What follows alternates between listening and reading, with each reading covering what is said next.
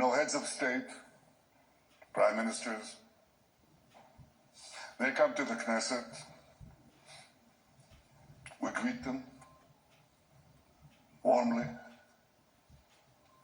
and it's always an exciting moment.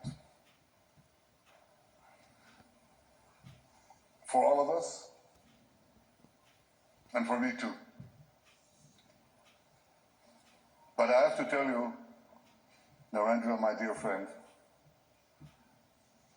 I am deeply, deeply moved by your visit here today, because I have to be diplomatic. I will not rank it, because I'll get into trouble.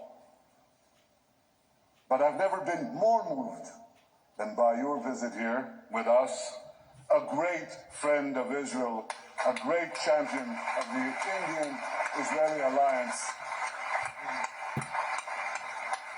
and a great leader on the world stage. Welcome to Jerusalem, my dear friend, Prime Minister Narendra Modi, and your distinguished delegation. Welcome to Jerusalem. I said, Narendra, my dear friend, these are not just words. I would almost venture to say, more than a friend, a brother. In many ways, brothers.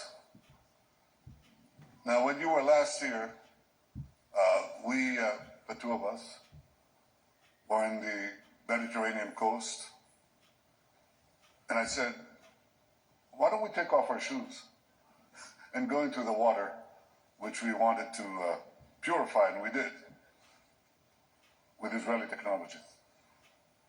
So, with all deference to our Christian friends, they said we didn't wade in the water, we walked on water. That's not true. We didn't walk on water, but we did perform miracles since then. Because what we have done is we've doubled our trade, tripled our cooperation, quadrupled our understandings in ways that I cannot begin to describe. And in some ways, probably shouldn't describe. But it's been a wondrous friendship, both personally, between the two of us, and between our two countries and our two peoples. Earlier today, my wife Sarah and I greeted you in the airport, and just as you came down the steps, because Prime Minister Modi's personal embrace is something special. It's called the Modi hug. It's well known around the world.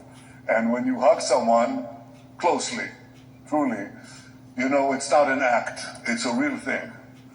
It's called the Modi hug. So I want to return the hug here too from every single one of the Knesset members. And it's not only an indication of the personal relations, of the personal friendship between us, but it really reflects the warmth of the tie between our two peoples. Now, India, as you know, India is a gigantic power of almost 1.5 billion people. Israel is somewhat smaller, somewhat. But Israel is gigantic too. It's a gigantic power. Gigantic in spirit, gigantic indeed, capable of performing miracles. And I want to say that the alliance between us is an enormous multiplier of our individual powers. Enormous multiplier. It's a multiplier of the spirit and a multiplier of deeds and capabilities. We are two ancient civilizations going back thousands of years. And if you look at where human civilization developed on the planet, it developed in a few places. And chief among them, the Indus Valley and the Jordan Valley. These are the places where enormous things developed, enormous spiritual things, conceptual things, matters of the heart, matters of the mind, matters of morality. We're two ancient civilizations, and we had to go through the voyage of time, the odyssey of time, with so many trials and tribulations, and yet 80 years ago we emerged, the two of us, from British rule, almost 80 years, almost at the same time, achieved our independence. We share so many common interests. We're two democracies.